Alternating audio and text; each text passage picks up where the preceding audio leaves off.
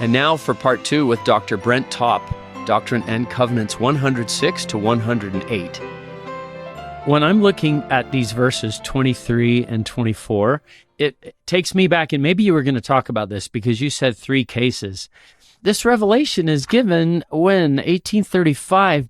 Boy, that succession in the presidency thing, it sounds like when I read Saints, for example, and people are wondering after the death of Joseph Smith, what do we do? In Saints, it says Brigham Young took his hand down on his knee and where are the keys? They are right here. He seemed to understand, okay, at the death of the president of the church, verse 24, then the 12 represent a quorum. Am I getting that right? Was that clear in their minds, or did it take a while to go, hey, wait a minute, Joseph talked about this? Yeah, I think that's a very good question. I don't think that it was clear in 1835 when this revelation is given. Even though the Lord is spelling it out, we look at it now in hindsight and say, wow, that's the perfect explanation for how it's done. But I think that's why Prophet Joseph Smith is teaching the 12 in Nauvoo about what it means to be a quorum. And when he brings them home from their missions and said, I need you to stay around here, we're going to do leadership training. And then his great charge when he said, I'm rolling off of my shoulders onto yours, the keys of the kingdom. You just mentioned a minute ago the mission to the British Isles. I have just thought how brilliant and inspired that was to have.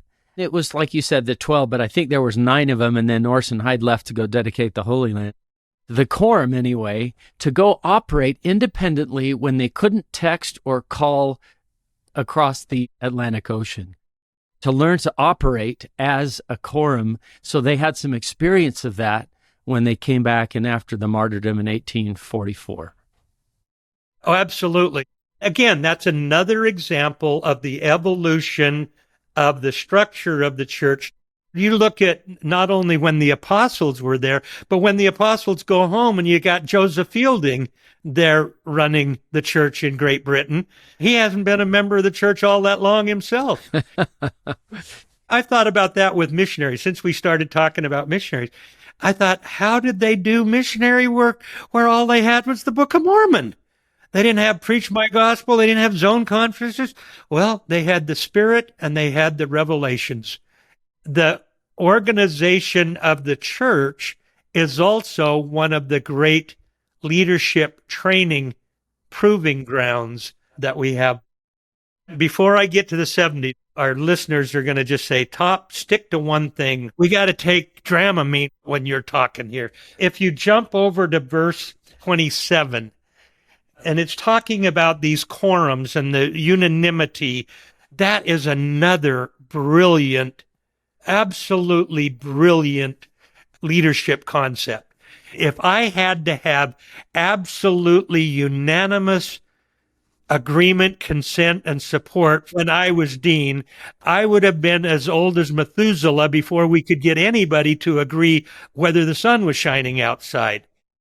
You read accounts in church history where presidents of the church had very, very pressing things in front of them, important decisions to make. But until they had all the first presidency and all the 12 on the same page, in agreement and ready to move forward, they would not move forward.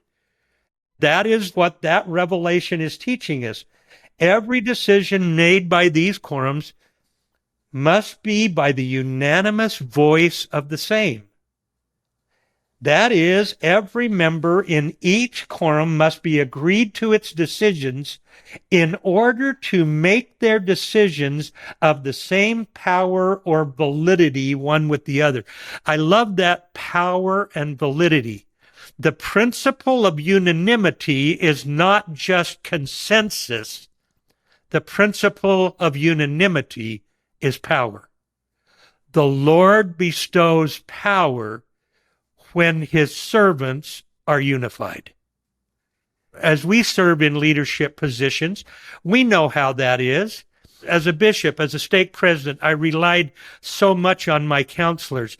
If I had counselors that were not comfortable with something that we were going forward with, even though I held the keys of presidency in that entity, I knew that I was not going to go forward. I could not pull rank and say, we're going to do this anyway because I am the bishop or I am the stake president. It was because I wanted the power of heaven to accompany those decisions. That's the principle of unanimity. I think it's a genius, or a better way of saying it, it is divine inspiration. And then you come down and see in verse 29 what the Lord says. Okay, well, now if push comes to shove and you have to do majority. In governmental circles, I'm not sure we even get majorities when you think of the natural man institutions of the earth. But when he says, if you have to do majority, just recognize it's not going to have the same power and validity. This is just an application and may not be that way in every marriage and every family, but for Wendy and me, this principle applies in our marriage. That is, one no vote means no. That's just the way we've approached no pulling rank, no throwing fits. It's just principle of unanimity if you want to have the power of heaven with decisions. You mentioned before, well, because I'm the bishop or I'm the stake president. When I look at verse 30 and I see the decisions of these quorums, or either of them, are to be made in all righteousness, in holiness, in lowliness of heart, meekness, and long-suffering, it's different. Can you remember Elder Holland talking about, I think it was at the time when President Hunter was made president of the church. Elder Holland said, can you imagine if this were a corporation? He talked about the corporate infighting would have been intense. But in the way these quorums work, it's because nobody is seeking office. Whoever got up in general conference and said, yeah, I'm the right man for the job. Yeah, they should have chosen me. I've got the resume, and yeah, I got this. Unfortunately, in 1844, someone did kind of do that. Going way back. Verse 30 is talking about this doesn't work without Christ-like principles. I like looking at this whole section about what does it teach me about Christ here. There we see meekness, lowly in heart, patient, long-suffering, faith, virtue. Instead of the corporate infighting you might talk about, look what we're talking about that qualifies us for the work. I've heard Elder Bednar in leadership training meetings say that the Quorum of the 12, the principle of unanimity, doesn't mean that there isn't spirited discussion, that there is spirited discussion and there is disagreement, but they allow it to come together. Not that you're giving up your position on something, but that you allow the Lord to work on you till you get to that point. You look at verse 30, but then look at verse 31. Because this leadership principle is Christ-like leadership, it says, because the promise is, if these things abound in them, they shall not be unfruitful in the knowledge of the Lord. They know God's will. They know God's voice. They've heard the voice. And I know the apostles will say, we're not perfect. I'm sure they have bad days like mission presidents. But when you look at those traits in verse 30, my association with senior brethren of the church, they characterize those traits. They characterize those traits and they seek that humility because they know what they have to have in order to know the mind and will of God. Amen to the priesthood and authority of that man if it's the other way, where I got this, I'm so good at this. What is the Doctrine and Covenants? It condemns people who are seeking to excel. Yeah. Well, fortunately, the church doesn't adopt my mantra of strive to be mediocre. They have the mantra strive to be Christ-like. That's what it is there. Brent, I have a question. I know we have so many more verses to cover, but I think this is a good point to ask it. We live in a culture, in 2025 at least, of distrust of organizations, of bosses, of the man who's running the show. But here, I'm seeing 107, verse 22. The first presidency, the Quorum of the 12, is upheld by the confidence, faith, and prayer of the church. And the verse John read in verse 30, these are holy men and women in lowliness of heart, meekness, long-suffering. What do we do in a culture that is hitting up against the church? Because I trust these church leaders, but I can sense that some of my brothers and sisters don't. But it's not a blind trust. It is a trust because you've seen how your life has been blessed. There are those, by very virtue of their experiences, think, oh, wait a second, if there's a bureaucracy, there has to be distrust and there has to be some form of corruption. Well, let me bear testimony to a couple of things here. Yes, there is indeed bureaucracy in the church. I have encountered it head on, but it doesn't demean the fact that God is going to work through his chosen servants according to these principles by virtue of the keys of the priesthood. That's really what it is. When I understand the doctrine of keys, when I understand the doctrine of presiding quorums, then I can begin to have that kind of trust. When I've held keys and when I recognize that the Lord honors keys more than he honors even competence. Now, First Presidency and the 12 are pretty competent brethren, last I checked. They are excellent. But they will all tell you that their competence in their previous lives as business leaders, lawyers, doctors, educators, all of that pales in comparison to hearing the voice of the Lord and seeing how the Lord honors keys of the priesthood. As a mission president, when I was called, I had a zillion ideas of all the things that I was going to do, things that I was going to take my BYU experience. I was going to do all those things. It did not take me probably even one transfer until the Lord humbled me and helped me to realize, I don't want you to do it your way. I want you to do it my way. Ready to move on to the 70? Let's keep going. Yes. I heard President Boyd K. Packer in a leadership conference say, this is the day and age of the 70. As the church has become so international and so spread out, when you think of the hundreds of nations that the church is organized in, you're only going to have 12 apostles. Rarely do you have more than 3 in the first presidency. The 70 are the hands and arms and legs and feet of the 2 presiding quorums. In a way, we could even go one step further and say this is the day and age of the area 70. That the area 70s are carrying so much of the load of the church in building up and regulating the affairs of the church under the direction of the presidency of the 70, under the direction of the 12. Nobody could have imagined that. When Section 107 was given, I don't think they envisioned the 70 the way that we envision the 70 now. I know they didn't. They were primarily going to go out as missionaries. And until 1986, that was the primary role of 70s. The first council of the 70 was to look after the stake quorums of 70 that were primarily stake missionaries.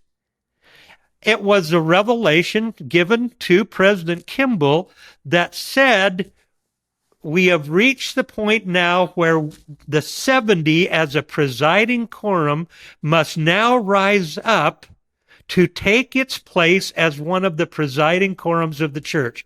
You'll remember that stake quorums of the 70 were done away with. They then met with their high priest group or the elders quorum. We had stake missionaries. We have ward missionaries. We all do missionary work.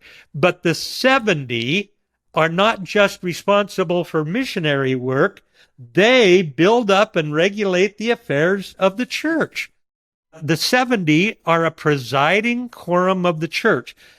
Go down to verse 26. I'm going to come back to verse 25, but verse 26, as a presiding quorum of the church, they form a quorum equal in authority to that of the 12 special witnesses or apostles just named. Well, wait a second. This is a question that comes up all the time. Are they a presiding quorum? Yes. Are they equal to the 12 in the same manner as the 12 is equal to the first presidency when there is not a first presidency? Now think of that. The 70 quorum equal to the 12 who are equal to the first presidency, but when those other presiding quorums do not exist. There are things that are done now by delegation and by authority that do not necessarily require keys. For example, it was a 70 that called me as a stake president and conferred the keys of presidency upon me. He doesn't have any keys, but he received the authority under the keys of the quorum of the 12 apostles by assignment. When I served as a counselor to Bob Millett and a young single adult stake presidency when Bob had a heart attack, I was the first counselor. I had to do the exact same things that a stake president did for a period of time when I didn't have any keys conferred upon me, but I got a letter from the president of the Quorum of the 12 authorizing me to be able to function in that capacity as though keys had been conferred upon me. There was a delegation of authority just by word. When the 70s go out to general conferences or to other assignments, they get a letter of assignment from those who hold the keys. When I was called to be a sealer, when COVID is happening, it used to be the sealers were all given the sealing authority by a member of the first presidency. And then it went to some with the 12. With COVID, nobody was going up to church headquarters. The president of the church guards the sealing authority really, really tightly. He holds that sealing power. I was stunned when the temple president of the Mount Timpanogos Temple said, I have a letter here in my hand from President Russell M. Nelson authorizing me to set you apart as a sealer in the Mount Timpanogos Temple and to give you the sealing authority. And then he said, I want you to see in this letter that President Nelson had specified exactly what was supposed to be said in that ordinance. That's all the president of the temple gave, was what President Nelson had written in that letter. And it said specifically, upon the direct authorization and delegation of keys by President Russell M. Nelson, I now, da-da-da-da-da.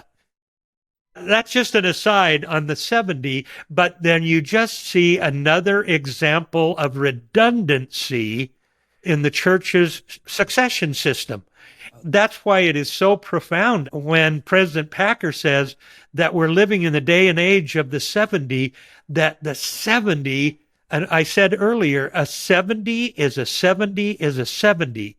If you have an Area 70 coming to your stake in conference, we are to give heed to him just as much as a general authority 70, and in some respects just as much as a member of the 12 or the first presidency, because they are, now we back up into verse 25, the 70, they're called to preach the gospel too, and to build up and regulate the affairs of the church in all the world. But then comes this, to be especial witnesses unto the Gentiles. The 70 are special witnesses of the name of Christ in their assignment. They just don't have apostolic keys. The apostolic keys are what give them the authority and power. You see how these presiding quorums and the presidencies of the high priesthood are able to administer in all spiritual blessings of the church. It's overwhelming. We've only done a third of the verses. 33 through 5 also give responsibilities of the 12 and the 70, and then down into verse 38 as well. Can you tell us, does a mission president have keys, and where did those keys come from? Absolutely, positively. In both cases, when I was called and set apart as a mission president, the first time 20 plus years ago in Illinois, I was set apart by President Boyd K. Packer. The second time, 3 years ago in 2022, I was set apart by Elder Garrett Gong. The apostolic keys were exercised so that I was set apart as the mission president of a particular mission. I was given the keys for that calling. Then I was given specific responsibilities and charges. When you were set apart as a bishop, same thing. You were called. If you hadn't been a bishop before, you were ordained a bishop. You were set apart as a bishop of such and such a ward. Then you have the keys conferred upon you to administer in the temporal and spiritual responsibilities of your ward. Then specific responsibilities of temporal and spiritual are enumerated by the stake president. You were set apart as a judge in Israel. You were given responsibilities over the finances of the church. You were set apart as the president of the Aaronic priesthood. You were set apart as the presiding high priest in the word. All of these specific things. Same thing when a member of the Quorum of the 12. He's ordained, set apart, given all of the keys of the kingdom, and given a charge and specific responsibilities of what the Lord by revelation has given. This has been a question I've had with my colleagues, so I've asked a lot of 70s, and I say, do you get keys? And they said, no. We are given delegated authority. We give specific authority as a 70 to preach the gospel and to be a special witness of Christ in all the world, but they're not given the keys, succession keys, or keys of presidency in the traditional way that we think of, but they are able to exercise all the authority necessary of the First Presidency and the Quorum of the 12 particularly by delegation, by assignment, and they have that same authority. The 12 officiate under the direction of the presidency. The 70 act in the name of the Lord under the direction of the 12. The 12 have certain responsibilities going out and opening up the nations of the earth. Then you come down to verse 39, 38, you can see the 70 go out. When they're needed, they go out and fill the necessary callings in various places of the world. That's why a 70 came and called me as a stake president and set me apart. That's why you have area 70s going out to state conferences and doing things. But then verse 39 is a really interesting one. That is the duty of the 12 in all the large branches of the church, which we would then say are stakes, to ordain. And as the church has grown and evolved, the word ordain might be a little different there. Now we would say maybe approve or sustain the name, to have ordained evangelical ministers. If you look down in your footnotes, that is a patriarch. The Quorum of the 12 Apostles has the specific responsibility for patriarchs. When a stake president determines that there is a need for a patriarch in his stake, or an additional patriarch in some cases, he makes a recommendation to the office of the Quorum of the 12 Apostles. Then the 12 consider that in direct revelation in section 107. They then approve and then authorize. It used to be the 12 ordained all of the patriarchs. Then it probably was the 70 ordained patriarchs when they would go to stake conferences. Now, stake presidents are authorized to ordain patriarchs in their stake, but they don't hold the office of patriarch And in a way, you would say they don't hold the keys over patriarchs. But when the 12 sends them a letter saying you are hereby authorized to call so-and-so to be a patriarch in your stake, you are authorized by their keys. Brent, you brought up section 107, verse 39 about the 12 ordaining or finding these patriarchs. I'm sure you both remember this story. This is President Monson telling a story about President Kimball. Not long ago, I learned of the passing of James Womack, the patriarch of the Shreveport, Louisiana stake. He had served long and blessed ever so many lives. Years before, President Kimball shared with President Gordon B. Hinckley, Elder McConkie, and me an experience he had in the appointment of a patriarch for the Shreveport, Louisiana stake of the church. President Kimball described how he interviewed, how he searched, how he prayed, that he might learn the Lord's will concerning the selection. For some reason, none of the suggested candidates was the man for this assignment at this particular time. The day wore on. The evening meetings began. Suddenly, President Kimball turned to the stake president and asked him to identify a particular man seated perhaps 2/3 of the way back from the front of the chapel. The stake president replied that the individual was James Womack, whereupon President Kimball said, "He is the man the Lord has selected to be your stake patriarch.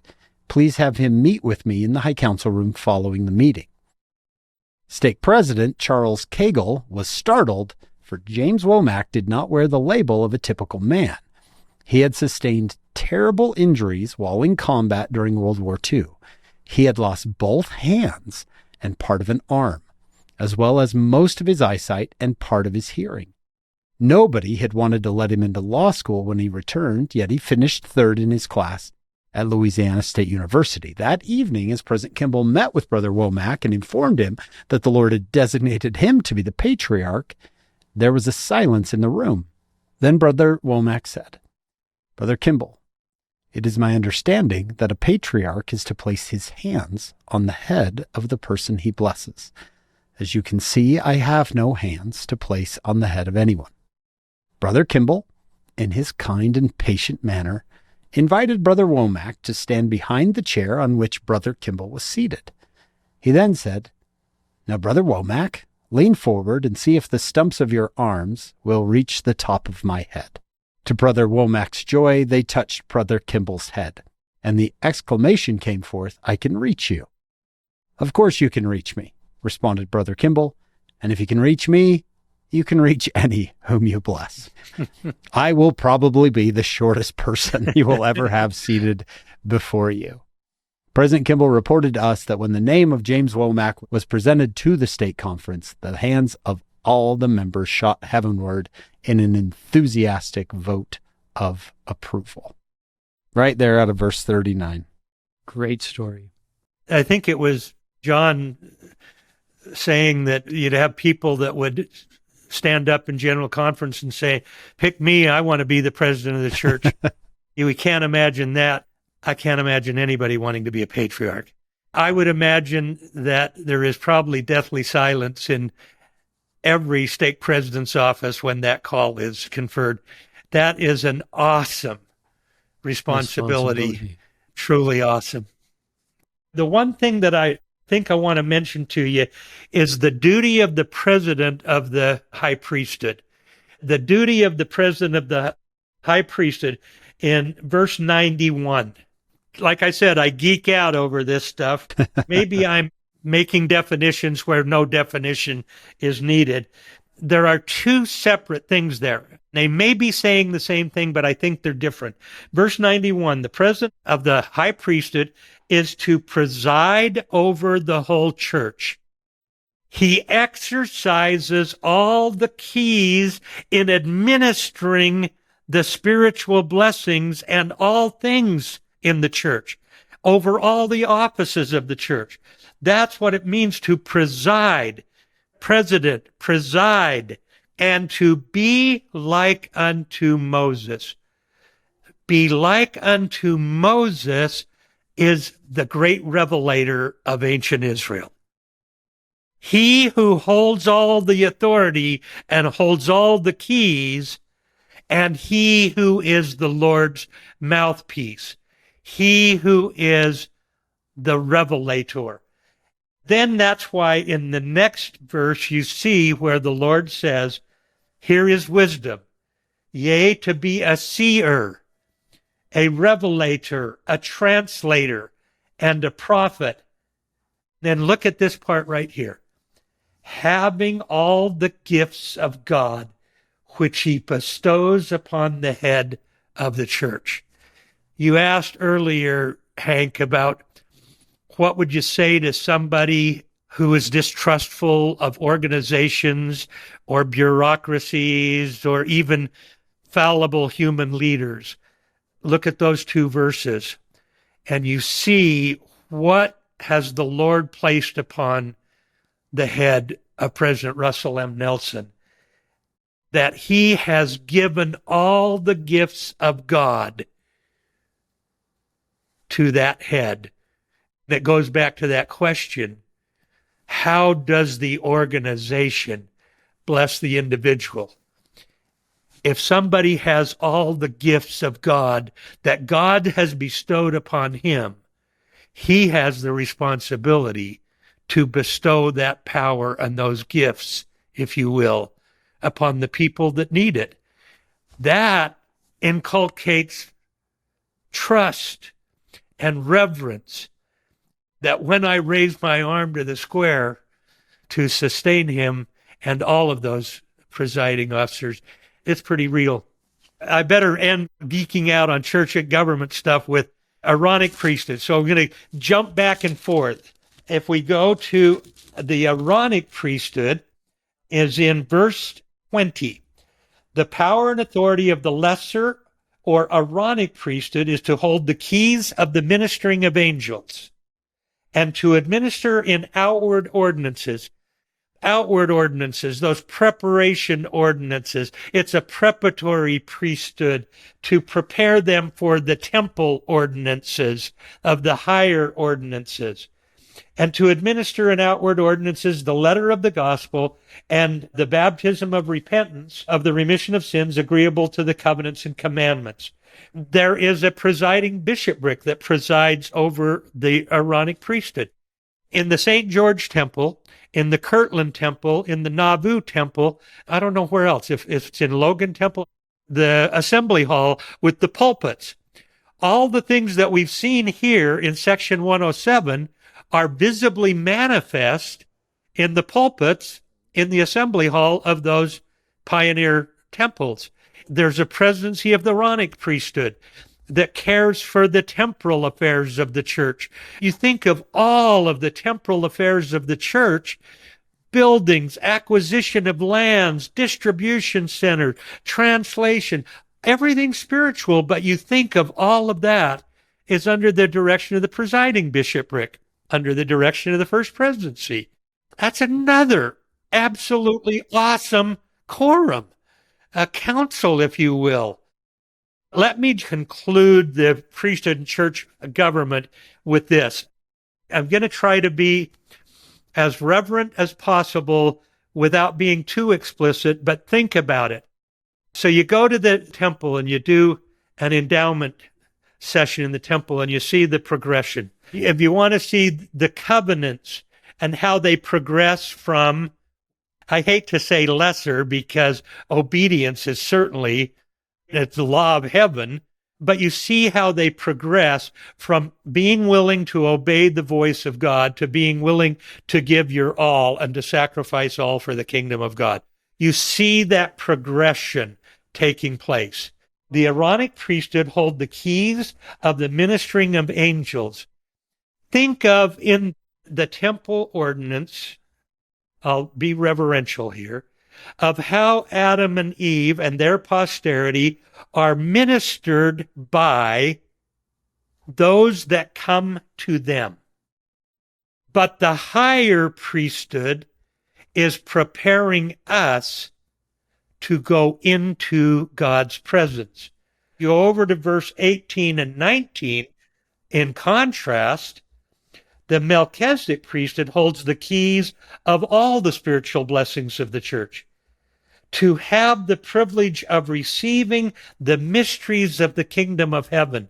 Section 84 tells us the powers of godliness, the fullness of the scriptures, to have the heavens opened unto them, to commune with the general assembly and church of the firstborn, and enjoy the communion and presence of God the Father and Jesus, the mediator of the new covenant. When we speak of the Aaronic priesthood as a preparatory priesthood, think of it in the context of the temple. We can go even down further, the Aaronic priesthood down in the baptismal font of the temple.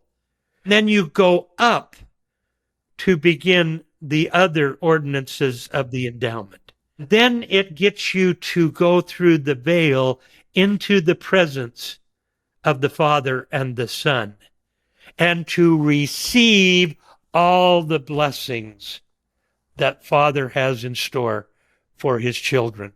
That's section 107 in a nutshell. That's section 84 in a nutshell. That's the oath and covenant of the priesthood to inherit all that the Father has.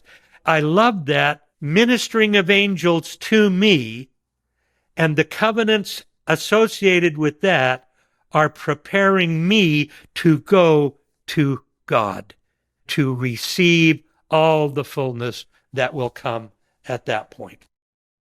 Even though we speak of a patriarchal order, that patriarchal order, section 132 is going to say gods and goddesses, priests and priestesses, all of the blessings. Women, just as men, have those preparatory experiences that are going to make it possible for us to receive all of the blessings of heavenly parents, plural. And in fact, if we could have anything that would come down to the young women of the Ivans First Ward or anywhere else in the church, would be the young women and the young men to understand what the Lord has in store for them if they will stay on the covenant path. Follow the path, keep your covenants, go to the temple, keep your covenants of the temple, be sealed in the temple, and to be ordained kings and queens. That's the greatness. Now, I am quite confident that in February of 1835, when Section 107 is given to that priesthood body, which applies to all today, I don't think any of them had a clue what it all means. But what they did get is verses 99 and 100, where it said to them, learn your duty, act in the office that you've been appointed, be worthy to stand.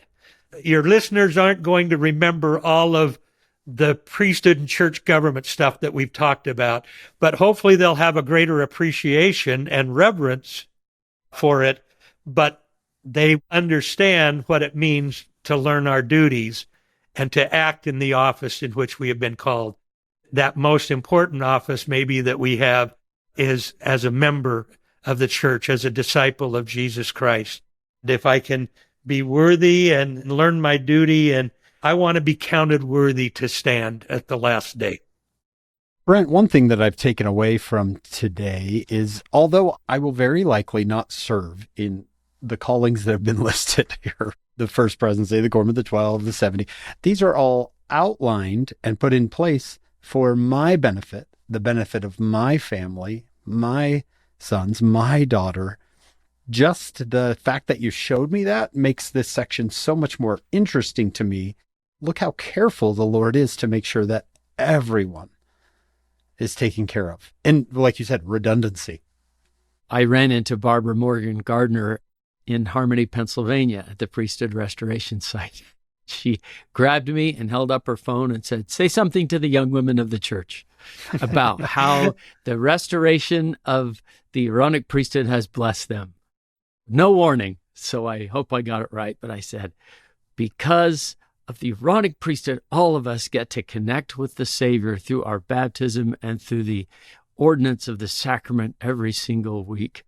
I think she said, yes, exactly what I was thinking. I'm so glad she said that because it made me kind of nervous. Love that. This is in the ordinances, the power of godliness is manifest right. And here's how the Lord blesses all of us. I think of a stake presidency somewhere, none of whom asked to be there, presiding over 7 wards, 7 bishops, none of whom asked to be there, who meet with the High Council early in the morning, none of whom asked to be there, but who love the Lord and who want to serve him. This gives order in how we serve each other, as you've just talked about, through the temple, bring us all back to God again one day, and it's all through the power of the priesthood. Brent, verse 99, let every man learn his duty. See, when I think of learning, I think part of learning is making mistakes and learning from those mistakes. Maybe inherent in verse 99 is the leadership that's outlined here. They're going to make mistakes as they learn their duty. We can be patient with that. What does the Lord say about Joseph? He says, you'll receive from him in all patience and faith, meaning, hey, it's going to take some patience and faith to receive. His language you have known, his imperfections you have known, this you also know. Yeah. But you're looking at the wrong thing. Right? Patience and faith, yeah. What do you think, Brent? We allow our leaders, especially our local leaders, our bishop, the ones that, like John said, they didn't seek this out. We allow them to learn their duty. Absolutely. I facetiously but seriously talked about church bureaucracy, that people often say, well, why do we need a section 107? Why do we need all of these things? Why didn't the Lord just reveal the whole structure of the church April 6, 1830? We just move on in perfection. Well, we've talked about how the needs weren't there. But I think the Lord also allows for the fact that, okay, I'm going to let you grow and learn. As you learn your duty, I'm going to let you go out on a limb once in a while. I did things in my leadership positions that didn't work out nearly as well in real life as they did in my mind when I was thinking about it. Yet I was inspired to do it. And I think the Lord was probably inspiring me, saying, well, you've kind of got your own ideas here. Why don't you go ahead and give it a try and see how it works? If it works, good. If it doesn't, I'm here to teach you some more things. At every level of the church, I think the Lord allows the same privilege to the organization and to the leaders. The organization has not always been perfect. The organization at times has made mistakes and have caused some challenges for others.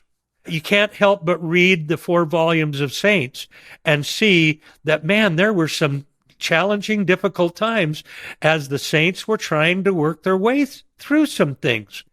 There were some leaders that probably weren't always as wise or as inspired at one time or another.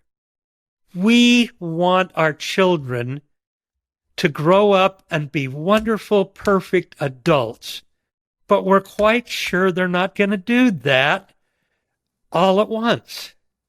And we are sometimes absolutely stunned and shocked when they're not. What did you do? We recognize the Lord is working with them. We work with them as parents. The Lord does that with organizations. We've seen the church, generally as well as locally, make decisions and then have had to backtrack on them at times. And it may have been we weren't ready, or it may have been unintended consequences. But I think we need to recognize that the Lord is going to allow individuals to make mistakes. We know institutions make mistakes. And the church is not infallible any more than the president of the church is infallible. But what is infallible, as the prophet Joseph said, is the revelations, and I would add the word that we've emphasized and talked about today, the keys. Keys that have been restored. That, I think, is infallible. By all means, we have to recognize that just as we are imperfect and don't always have the desired outcomes of our well-intentioned plans, we need to be patient and long-suffering. I can maybe not agree with a particular decision or how a local leader would do it, or I would maybe do it differently if I were in that position, but I'm not in that position and I don't hold the keys. And the Lord is not going to really care what I have to think about that because I don't hold the keys. That's where understanding keys, understanding the doctrine, understanding the inspired organization gives confidence. Also, maybe a little bit of forbearance of when things are a little less than perfect. Yeah. Let everyone learn their duty. Let them learn. The Lord, section 1 of the Doctrine and Covenants, called it a true and living church. It's living, it's growing, it's changing, it's adapting. I think it's beautiful. I've been the beneficiary on the other end, as we talk about missions, of how I have seen some of the very best leaders in missionary leadership council that hadn't gone through high council training, bishops training. They had better meetings than high council meetings. Wendy and I would just sit back there and say, how in the world did they do this? Well, they learned from each other, but they also had the Spirit of the Lord and the Spirit of their calling. They had been set apart as ambassadors of the Lord Jesus Christ. The Spirit taught them what they needed to do. That was one of the greatest blessings of my experience as a mission president, was seeing leadership councils in action. Wow. Brent, I want to ask you a last question. We started out with, how are we going to meet the needs of a growing church? You showed us how this priesthood structure is meant to bless every member. As we were looking through the leadership of the church, the First Presidency, the Quorum of the 12, the 70, other leaders, the Lord mentions other officers of the church in verse 98. This is a huge question. All three of us could go on, honestly, for days. How has the leadership of the church been a blessing to both of you? When I start to even think about just the individual general conference talks that have become little personal moments of guidance for me, I could start to list dozens that had significant impact on me. And then local leadership as well, from young men's leaders through bishops, through stake presidents. I didn't expect my heart to be filled with gratitude after reading section 107. My brother and I, when we were young, had taped football cards all over the walls. Some of the football cards had a little fold out of, star players and things like that. I look back now, and in the 70s, I can't remember who won the Super Bowl. I can't remember who won any of the World Series. I can't remember who won Best Picture, but I can remember my young men leaders. I can remember my bishops. I got to go on camping trips and see what it means to be a man when things don't go well, when the car breaks down, when you can't start the fire. I can name every one of them and tell you things they taught me and sacrifices they made. That's how the leadership has affected me from Aaronic priesthood up until now. And I'm so grateful for the outcome of trying to serve in these callings, and how my mission president, another man who affected my life, used to say the Lord gets the work done through his people, but he gets his people done through the work. The outcome of them serving has blessed me forever. There's so many people we could list, but for me, President Hinckley, still deep in my heart. I just needed him at that time in my life. Even when I hear his voice today, my heart leaps. We could spend hours and days on this. I have been touched by individual leaders of the church, a bishop that played basketball every Saturday morning with the young men, and that same stake president that got up, and he was a bishop that became the stake president and got up in a stake conference and apologized and asked forgiveness of the stake because he lost his temper in a church basketball game and asked the stake to forgive him. And I thought, I got a long ways to go. I have been blessed by women and men. Sister Okazaki will never know what an impact she had on me. As I got to lead her around, she'd hold onto my arm. She'd just share things with me. I have been blessed by so many of the women's leaders. And I look back at some of the talks. I look at the women who are the wives of the senior leadership of the church and the sacrifices that they have made. I look at those leaders who behind the scenes have influenced the mighty men of Zion that we have pictures hanging up in the church buildings. I am grateful for messages of General Conference that have literally changed my life in so many ways, going all the way back to when I was a freshman at BYU and went to my first General Priesthood session in the Tabernacle and heard a message from Elder Vaughn J. Featherstone that changed my life. I have great admiration for the senior brethren. When I was called this most recent time to be mission president down at the Mormon Battalion Historic Site, and I was not a happy camper. This was 2 weeks before I was going to be retiring from BYU, and I walked in, and they did this, and we walked out. We got home, and I told Wendy I was grumbling, and I said, I'm not even going to be able to get to enjoy my retirement. Wendy said, well, you go back to Elder Cook and Elder Renlund and try that out on them. I have had great admiration that they are giving their lives, their livelihoods, their retirement so much to the Lord. And that inspires me.